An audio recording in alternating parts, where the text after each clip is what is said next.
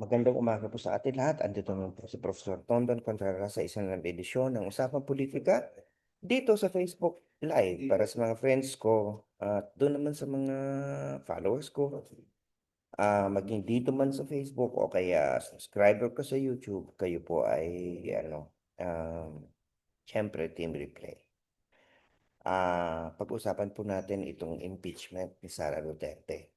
Di ba?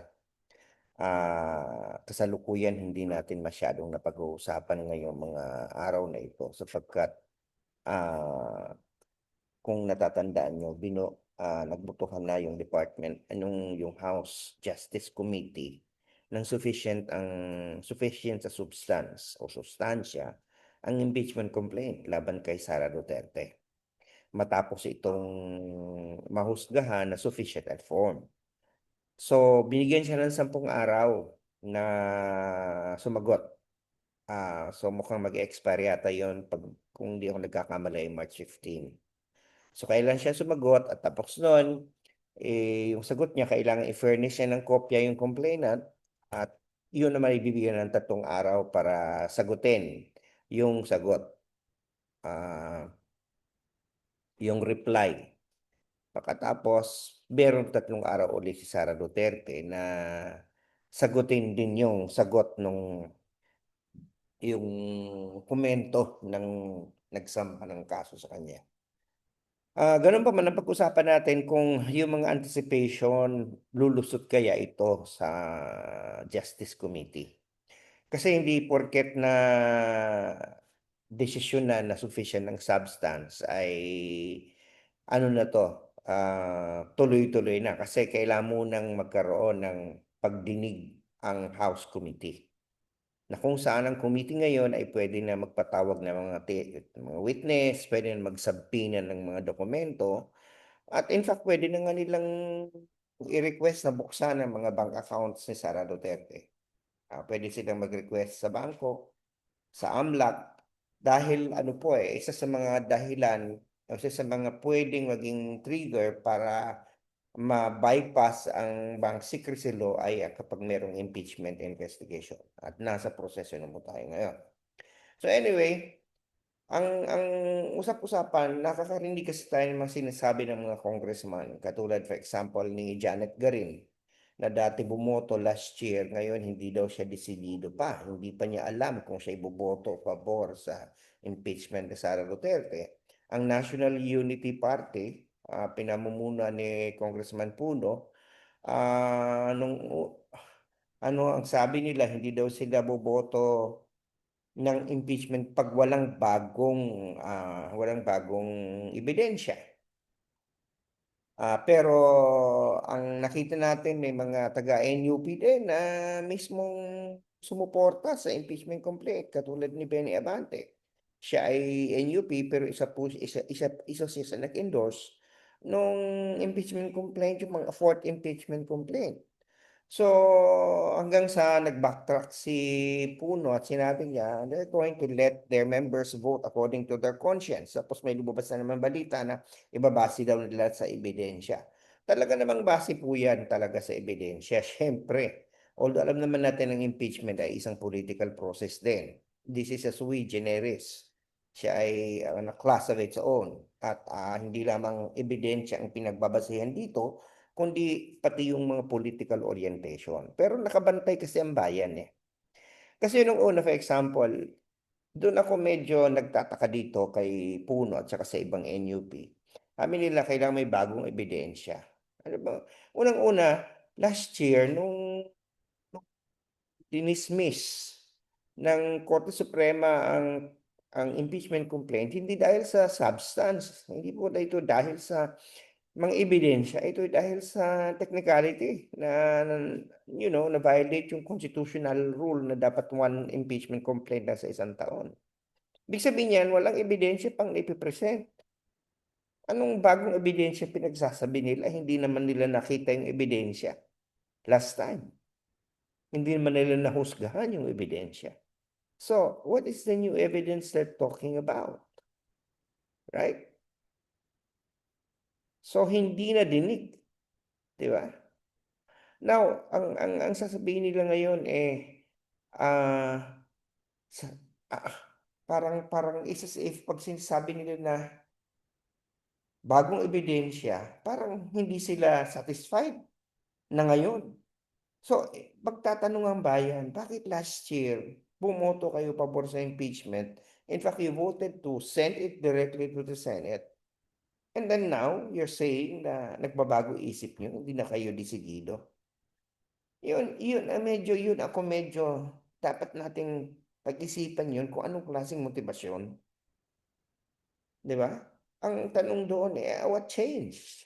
When the evidence even is same, in fact, may bagong ebidensya. Technically, in fact, yung, yung, yung affidavit ni Madriaga, di ba? Wala yan last year. Ngayon, meron na. Di ba?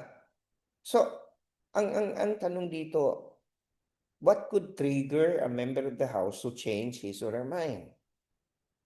Di ba?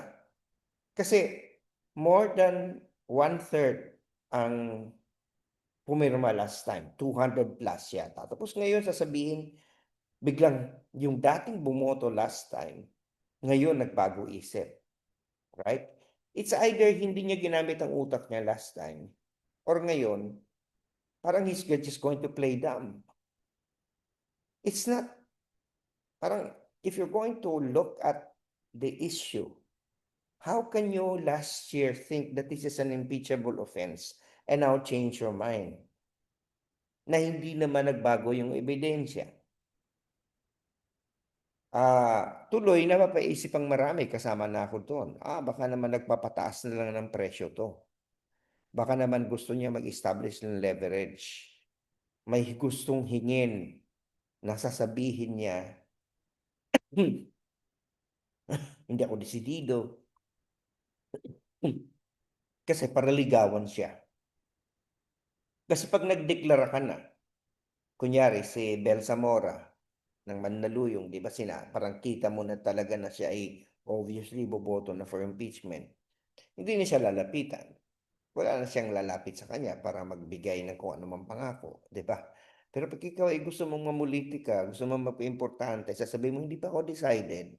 Open ka pa to be convinced by and be offered certain things. Para tuloy, hindi ko sasabing gano'n pero yun ang maiisip ng tao.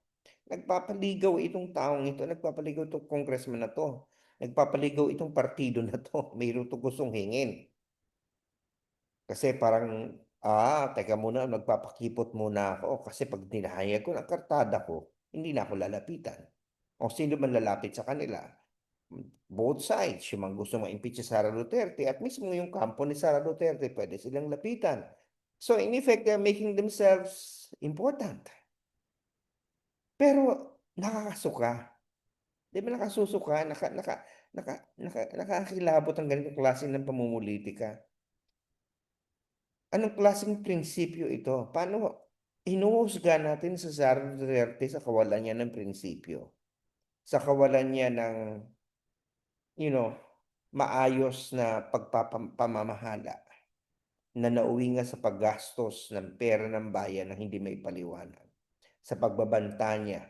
Parang ako naisip ko, ano pa bang kailangan yung ebidensya? Nandun na nagbanta na yung taon na ipapatay si Pangulong Marcos, si First Lady at saka si Martin Romualdez. Di ba? Parang you cannot simply understand. I can understand yung mga taong hindi pumirma last year. Pwede kung hindi pa rin pipirma ngayon, pero yung mga pumirma. Yung si Valeriano, yung representative ng taga Manila, siya pa ngayon ng privilege speech. Tapos narinig ko sa TV na parang sa ngayon daw hindi pa niya sure. Parang teka muna, ano bang nangyari sa inyo? Natakot ba kayo kay Sara Duterte? Dahil siya ay nagbanta. Siya ay tatakbong pagka-presidente. Hindi ba ganun na ba talaga tayo ngayon? Punlulumo Di ba? Na ang ating hinahabol ngayon, kanya-kanyang interest. Kung ano yung magbe-benefit ka. Hindi na yung prinsipyo. Tapos mag-impeach kayo. Diba? Na parang, bakit kayo ang bibigyan ng pagkakataon na maghusga sa mga kapwa niyo opisyal kung kayo mismo dapat husgahan? Right? So sana itong mga congressman na to ay mag-isip-isip. Kasi ngayon, ang taong bayan nagbabantay. Sa totoo lang. Marami akong nakakausap na ordinaryong mamayan ang sinasabi nga nila, eh hindi naman nagbago yung ebidensya nung sinasabi nila na bagong ebidensya lumabas. Eh, yung dati ba hindi nila naisip yun? Basta na lang ba sila pumirma? Tama ba tuloy yung sinasabi ngayon ng mga makadsara na binili lang ang boto nila? Sila'y puinersa lang ni Martin Romualdez? May mga ganong klase na naglalabasan eh. It will not look good on people. Well, anyway, base naman sa nabasa ko sa politiko, meron daw mga 200 na mga congressman, member ng Congress na talagang pipirma pa din. At sa pamumuno daw ito ni Sandro, na majority leader. Pero, that's just politiko saying it. I'm not saying it's a fact. Pero sinulat nila yan, nabasa ko. So anyway, ito ay bantayan natin ha. Tayo mga botante at mga mamamayan, dapat binabantayan natin. Hindi lamang during sa eleksyon tayo dapat aktibo. Dapat binabantayan din natin. After the election, binabantayan natin ang kilos ng ating mga halal ng bayan. Kasi dapat natin silang panagutin sa kanilang mga ginagawa. Huwag nilang babuyin ang proseso at huwag na din tayong gawing tanga. Hindi ba? O siya, sige na. Sana nakapagturok sa iyong kaisipan na plus ko yung mga puso at napabago ang Panginoon sa buhay, lalo na sa usapang politikal. Dahil sabi sa akin ng Lasal, teach mind, thoughts, heart, and transform lives. At sana nakapagsilbi ako sa bayan dahil sabi sa akin ng UP Serve the People. Sa Biyernes ulit po tayo magkwentuhan. Okay? Sige, ingat-ingat po tayo lagi. Sabi ng pag-asa tapos na po daw yung mahinang La Nina, mag-El Nino na ulit. Ang ibig sabihin nun, mainit. Ay, nako. Sige na po. Lagi po nating iisipin ang ating kalusugan. At lagi kong sinasabi, UP naming mahal, ani mula sa magandang umaga, magandang tanghali, magandang hapon, magandang gabi. Nasaan man kayo naroon sa mundo sa ngayon. Lalong-lalo na doon sa mga team replay na patuloy pa rin nag-aabang sa akin. Bye. Talk to you Friday. Take care.